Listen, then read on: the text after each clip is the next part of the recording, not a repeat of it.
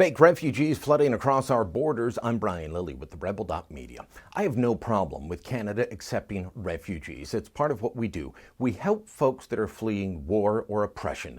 Prior to the Syrian refugees, one of the biggest groups that we helped in large numbers was a minority group persecuted in Burma called the Karens. These people were seriously oppressed by one of the most oppressive governments in the world. And that's what refugee programs are for. What refugee programs are not for is helping people who walk across our border, illegally I might add, from the United States of America. These people are not refugees, they are fake refugees. They're fleeing a safe country, a country that follows the rule of law, a country that is open and welcoming to others. But now we have story after story of people walking through the snow, crossing over farmers' fields, cutting through the forests to declare themselves refugees in Canada after leaving the U.S. First, it was the hundreds of mostly Somalians walking across from Minnesota into Manitoba. But now we're also hearing about a spike in refugee claims in Quebec. Over the weekend, the RCMP arrested a Syrian family that was crossing into Quebec near the Lacolle border crossing, which is adjacent to New York State. According to CBC, there were 593 people claiming refugee status at the Quebec border in December alone. In January, it was 452. Compare that to January of 2014 when it was just 46. I'm sorry, but you can't show up and claim refugee status. What are you fleeing from? The Americans? The Canada and the United States signed the Safe Third Country Agreement in the early 2000s. It was to deal with issues like this. That agreement said if someone presented themselves at a Canada or U.S. border crossing and claimed refugee status, that they were to be turned back. Since they were already coming from a safe country, they should claim refugee status there. But the way that agreement is applied in Canada, it only counts at official border crossings. So walk through a field and into Canadian territory, you can claim your refugee status and you're going to be treated like one. As I've said before, for the Somalis crossing into Manitoba from Minnesota, what are they fleeing? It's true there's war in Somalia, but the United States has settled nearly 90,000 Somalis. Nearly 25,000 of them live in the Minneapolis area.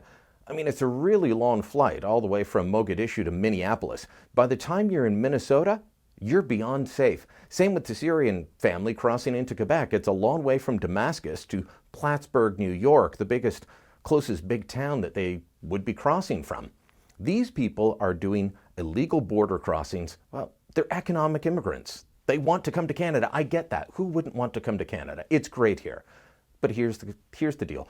Follow the rules. It's not like we don't encourage people to come here. We take 300,000 immigrants a year, about 250,000 foreign students, a similar number of temporary foreign workers. We welcome lots of people, but we ask one thing: do it properly. Don't break the law, we're likely good. But when you start your relationship with your new host country by breaking the law, I don't know about you, but it kind of sours things for me. I'd get it if there was war or real oppression in the United States. There's not. You can point to Donald Trump's travel suspension, the so-called Muslim ban, all you want.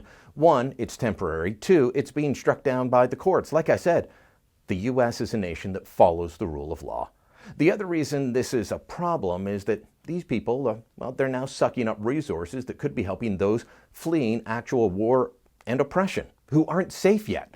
The Syrian family arrested and processed on the weekend near Lacolle, Quebec, they weren't turned back. They were taken to a processing center, and they've likely been let go by now, and they're going to have a hearing before the Immigration and Refugee Board.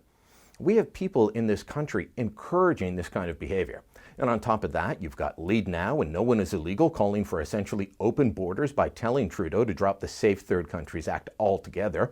Then there are places like Ottawa, where left-wing activists at the municipal level are organizing to push for the nation's capital to become a sanctuary city, like Toronto and Hamilton, to adopt a policy that says they don't care what the law says. They'll do their own thing.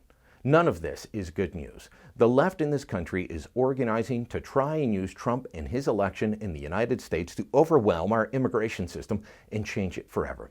They're hoping that you and your fellow Canadians will be so freaked out by Trump that we will adopt their policies. Well, frankly, no. We need to insist that the laws that we have are followed, that the people sneaking across the border in any way, shape, or form are not rewarded. Because when you reward bad behavior, you get more of it. The Americans learned that on their southern border. Do we want what happened there to be replicated here. If you like the video you just watched, make sure you never miss a Rebel video again. Hit subscribe to get all of our YouTube videos in your feed.